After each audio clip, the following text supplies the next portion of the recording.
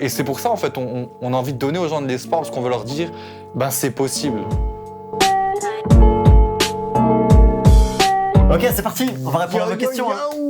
Allez, comme premier. Vidéo FAQ et FAQ. Ouais, numéro 1. Alors, juste pour préciser, il y a certaines questions spécifiques, pas beaucoup, sur lesquelles on va répondre en message privé parce que on va expliquer pourquoi tout de suite. On va expliquer après, ouais.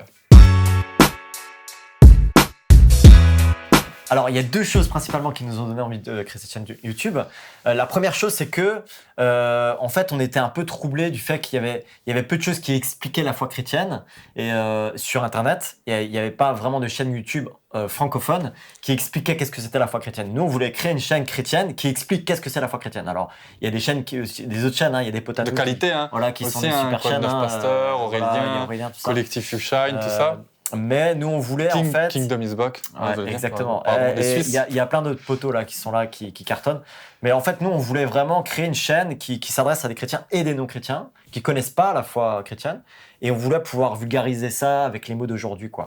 Il y a une deuxième chose, en fait, après, qui nous tenait à cœur, c'était vraiment la question d'authenticité. Ouais. En fait, on se rend compte qu'il y a une perte de cette valeur-là. Du coup, vu le phénomène des réseaux sociaux, toute la superficialité qu'il y a autour, et on voulait amener vraiment d'authenticité, quoi. Ouais, puis je dirais aussi, YouTube, c'est l'endroit à être, tu vois. On veut communiquer des choses parce que ça nous touche, et on sait que les jeunes sont sur YouTube, quoi. Ouais. Ça fait partie du jeu. Faut y être. Franchement, ce qui nous pèse beaucoup, et c'était aussi une des raisons pour laquelle on a créé la chaîne, c'est qu'il y a vraiment beaucoup de jeunes qui vont mal.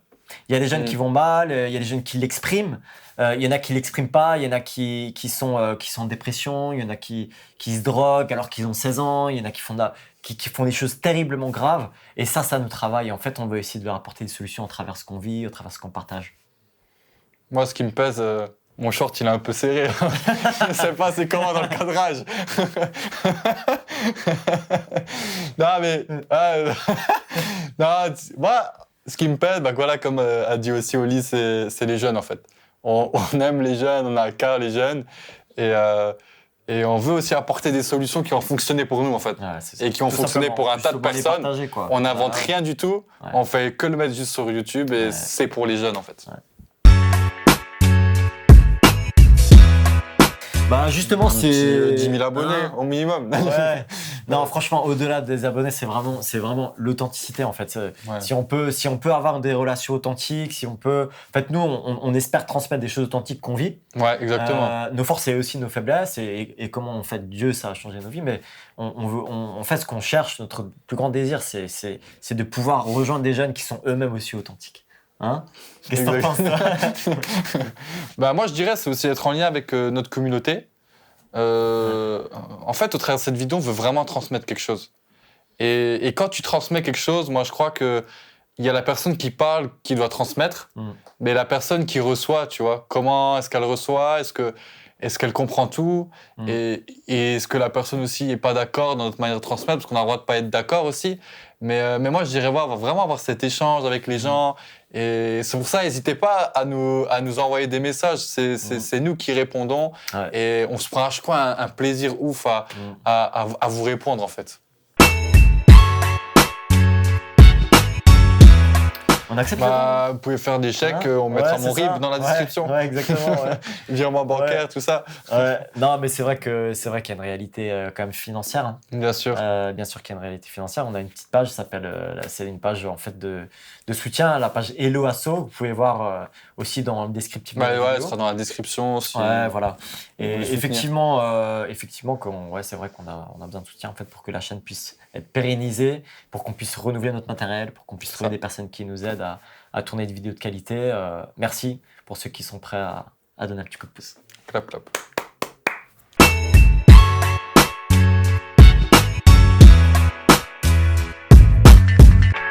Alors ça, c'est une des... Il y avait mon livre d'SVT en 6e. Ouais, c'est ça. Ouais. C'est une des questions sur lesquelles on se prétend pas forcément expert et qui concerne vraiment particulièrement le public chrétien. parce que la question c'est en tant que chrétien. Donc elle peut intéresser beaucoup de monde, mais aussi on voulait pas répondre du tac au tac parce que on n'est pas forcément expert de la question. Il y a un pote à nous qui s'appelle Thomas le pasteur, qui parle pas mal des questions scientifiques. Lui c'est aussi un gars c'est une chaîne chrétienne et qui saura probablement mieux répondre à cette question. Les quelques éléments qu'on peut donner simplement, c'est que il ne semble pas que c'est une question sur laquelle il est facile d'être blanc ou noir. Et une première chose qu'il faut toujours avoir en tête, c'est que la Bible n'est pas un livre de science. La Bible n'a pas été écrite pour la science. Elle n'a pas été écrite pour la science. La Bible, c'est l'histoire d'un Dieu, d'une relation entre un Dieu et les hommes. Et dedans, il y a des éléments qui nous aident à voir comment, en fait, la Bible, elle confirme la science. Mais du coup, c'est pas forcément la Bible vs la théorie de l'évolution. C'est qu'il y a des choses qui se rejoignent, il y a d'autres choses qui se contredisent. Et du coup, c'est un peu plus complexe que ça, quoi. Puis après, c'est un avis aussi, hein. Je veux dire, tout à fait, ouais. Il y a différentes interprétations à ce sujet. Je pense que même si Oli et moi, on en discutait maintenant, on aurait des choses en opposition, des choses qui se complètent. Et tout ce que je sais, c'était qu'on n'était pas là à ce moment-là. Ouais. Et je sais aussi que c'est Dieu qui a créé tout ça. Alors moi, on m'a dit qu'il faut être authentique, tu vois. Bon, c'est un son de meuf, voilà, ça s'appelle 1000 couronnes. J'arrive pas à dire très bien le nom des artistes. Ça s'appelle IOM, c'est des Françaises. Et voilà. Bien. Moi, je vais faire mon gentil chrétien. J'écoute du Hillsong en ce moment, les derniers sons de Hillsong et je kiffe. Mais Hillsong, c'est du lourd.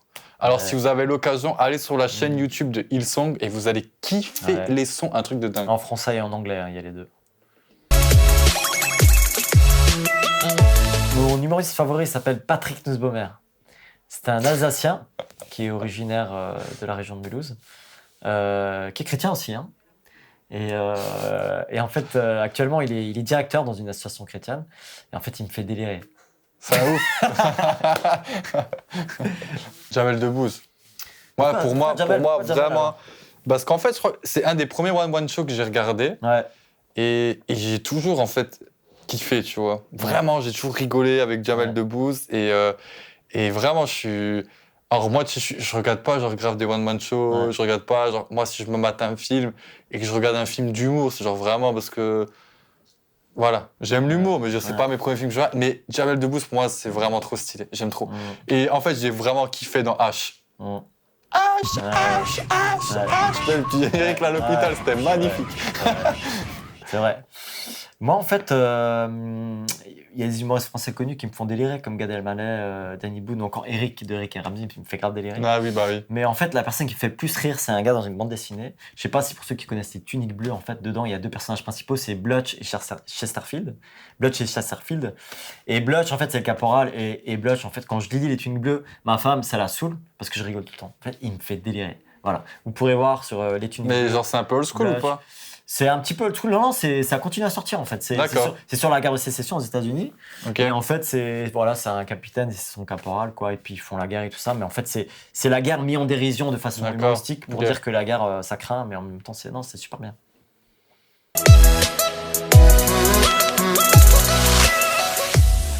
Il nous semble, hein, on a l'impression que c'est beaucoup des sujets qui sont évoqués en rapport avec des batailles que les gens veulent mener. Et en fait, je me rends compte spécifiquement par rapport aux Gilets jaunes que le mouvement des Gilets jaunes, c'est un avis personnel, hein, je ne vous demande pas d'être d'accord, le mouvement des Gilets jaunes, il est aussi là parce qu'on va trop bien. Hein. Ça peut vous choquer, mais c'est parce qu'en fait, on vit dans un monde tellement matérialiste, on a tellement de choses, on a tellement de loisirs, même en France, on a une aide sociale qui est incroyable comparée aux autres pays. Et du coup, les gens, ils s'ennuient. Et quand les gens s'ennuient, ils veulent trouver quelque chose à faire, ils veulent trouver une cause pour laquelle ils veulent se battre. Alors, en disant cela, je ne suis pas en train de nier le fait qu'il y a des réelles injustices et qui sont mis en avant grâce à ce mouvement des Gilets jaunes et sur lesquels je suis d'accord. Mais c'est-à-dire qu'il y a quand même un réel écart entre les riches et les pauvres. Il y a des réalités, il y a des injustices sociales qui sont là. Mais je crois que le problème de fond, c'est aussi un problème de cœur, c'est un problème du fait que les gens ont besoin de rejoindre un groupe et de se battre pour une cause. Et on l'a vu parce qu'on a vu plein de gens qui ont rejoint le mouvement des Gilets jaunes et qui ne savaient plus vraiment pourquoi ils se battaient. Mais ils étaient contents de faire des barbecues autour d'un rond-point. Ils étaient juste contents d'appartenir à un groupe et de se battre pour une cause. Et je crois qu'on peut dire un peu la même chose sur sur les autres mouvements. C'est-à-dire que de manière générale, il y a des choses qui nous touchent aussi en ce qui concerne l'écologie, en ce qui concerne même le féminisme. Parce que l'écologie, pourquoi ? Parce qu'on croit que Dieu a créé la Terre. Il a créé la Terre, elle est bonne, elle est magnifique, et il faut en prendre soin. Exactement. Dans le féminisme, il y a des choses qui nous touchent et sur lesquelles on est d'accord. Par exemple, le fait que Dieu il a créé l'homme et la femme égaux en valeur, ok, tout le monde a la même valeur, et que la réalité, c'est qu'il y a des injustices. Il y a des injustices par rapport aux hommes et aux femmes. Et on est d'accord là-dessus, mais il y a des choses extrêmes concernant le féminisme sur lesquelles on n'est pas d'accord. En fait, c'est Donc, ça. C'est voilà. que c'est des choses pour lesquelles on veut aussi batailler, on est aussi confronté à ces réalités-là, mais on pense que partir dans des extrêmes, c'est pas des solutions aussi. Ouais, c'est Et juste. voilà. Et en fait, beaucoup trouvent une cause pour laquelle ils veulent se battre parce qu'il y a un vide dans le cœur. Et nous, notre vide, en fait, il a été comblé par Jésus. Et du coup, ouais, il y a des injustices, mais pour nous, ça vaut pas autant le coup de nous battre pour. On a plus envie de partager le trésor qu'on a reçu. C'est Jésus, c'est lui qui donne un sens à nos vies, en fait. Oui, donc pour répondre à cette question, et je dirais ça rebondirait même avec la question d'avant, c'est que les gens rejoignent des causes aussi parce qu'ils veulent trouver de l'espoir en fait pour leur société. Ouais. Et je dirais que toutes ces causes, pour le moment, et je dirais comme d'autres causes, sans viser quoi que ce soit, j'ai même pas de cause en tête, j'ai l'impression que très peu ont pu, et peut-être même aucune, n'ont pu répondre à l'espoir, aux attentes que les gens avaient. Ouais. Et comme Oli a dit, nous, on a décidé de placer notre foi en Dieu, et on croit en fait que ça donne un espoir pour la vie d'aujourd'hui, mais aussi pour la vie de plus tard, et pour même après, voilà, lorsqu'on sera enterré, on sera mort, tout ça, on croit qu'on a de l'espoir pour tout ça. Et c'est pour ça, en fait, on a envie de donner aux gens de l'espoir, parce qu'on veut leur dire, c'est possible. Et c'est vrai que quand on sort la tête par la fenêtre, là, on se dit, waouh, mais est-ce qu'il y a vraiment de l'espoir ? Est-ce que c'est possible que ça change ? Ouais. Je dirais, il y a plus, en fait. Ouais. Il y a plus que foi ça. en Dieu. Et en fait, changer la société, non, dans le sens où on peut pas dire de toute façon ça sert à rien, c'est vrai, on peut pas changer la société. Par contre, on peut changer nous. On peut changer notre cœur, on peut changer nous-mêmes. Et on peut trouver des choses pour lesquelles qui donnent vraiment un sens à nos vies. Et nous, c'est ça qu'on veut partager. Là aussi, c'est difficile de répondre oui ou non. À toi le micro. Désolé. Désolé. En fait, ils vont dire ils s'enroulent ou ils répondent jamais oui ou non. Mais bon, c'est ça l'intérêt des questions, c'est que quand il y a des questions qui sont complexes comme ça, on veut juste donner des pistes de réflexion. Et je pense que sur cette question, c'est difficile d'être blanc ou noir. Parce qu'il y a hypnose et hypnose. Si c'est hypnose à la Mesmer, genre showman, le gars qui hypnotise les gens. En tant que chrétien, je trouve que c'est pas forcément quelque chose qui est constructif. Maintenant, il y a des hypnoses qui sont thérapeutiques pour des opérations spécifiques. On va dire simplement c'est quelqu'un qui va raconter, qui va demander par exemple au petit garçon qui se fait opérer de fermer les yeux, de s'imaginer sur une plage, de se laisser un petit peu aller. C'est pas forcément quelque chose qui est occulte ou malsain. Donc il y a hypnose et hypnose. Mais là aussi, je pense que les gens qui cherchent ça ont le même souci qu'on disait tout à l'heure, c'est ce vide dans le cœur. Et ceux qui cherchent à vivre une expérience forte, émotionnelle. Et nous, on n'a pas besoin de rechercher ça parce que voilà, Dieu, il nous comble en fait. Notre Créateur, il nous comble et il donne un sens à nos vies. Moi, j'ai rencontré Dieu à 17 ans. Et c'était avec une expérience un peu surnaturelle. C'est juste. Donc, si vous êtes là, vous avez soif un peu d'hypnose. Ou de choses un peu. Vous avez presque hypnose. Non, c'est pas de l'hypnose, mais voilà, un peu surnaturel, quoi. Il y a le lien de la vidéo là dans la description. Vous pouvez la voir. Exactement. Jour d'Halloween. On a fait une vidéo sur ça. Un truc de fou qui s'est passé et tout est filmé en fait. Et pareil, en fait, moi j'ai une histoire aussi un peu particulière où j'ai vécu une conversion radicale quand je me suis tourné vers Dieu. Et vous pouvez voir le lien aussi dans la description. Ça s'appelle Comment Jésus a changé ma vie. Quel âge ? Et j'avais exactement 18 ans et demi. Ouais. YouTube, ça existait déjà ou pas ? Je crois. Je suis même pas sûr que c'est ça. Mais on l'a mis sur YouTube spécialement pour toi. Ouais. Grosse question, hein. Attendre en Dieu ou agir par la foi. Moi, je dirais que c'est une question d'équilibre. Ouais. Et je dirais chaque situation a son contexte. Parce que c'est vrai que des fois, on peut être là, on peut prier et on va attendre patiemment sur la chaise que quelque chose se passe. Mais je dirais que il faut aussi savoir bouger un peu ses fesses. Hein. Et souvent, quand on bouge, je pense que Dieu honore ça aussi. Le fait qu'on fasse des choses et qu'il nous réponde. Donc je dirais que c'est deux choses en fait qui sont en lien. C'est un équilibre, ouais, tout à fait. Ouais, voilà. Ça va dans le sens de ce que tu dis, le verset de Philippiens 2 qui dit « Mettez en œuvre votre salut ». C'est-à-dire qu'on a tout reçu, Dieu nous a tout donné. Mais on a notre part. Exactement. Ouais. On se voit en message privé. Merci beaucoup de nous avoir écoutés jusque-là.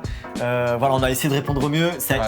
Franchement, ça a été un peu spontané. On n'a pas passé la soirée à transpirer et à faire des recherches de fou sur les questions. Donc désolé si des fois c'est un peu des bribes. En fait, l'idée c'est vraiment de vous donner des pistes de réponses et de réflexion pour que vous puissiez aussi creuser par vous-même. Ouais, puis en tout cas, on a dit qu'à certains on répondrait par message privé.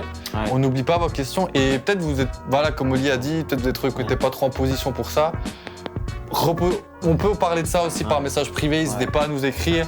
Certainement, on refera one day une FAQ. Et si vous n'êtes pas d'accord, c'est OK avec nos réponses.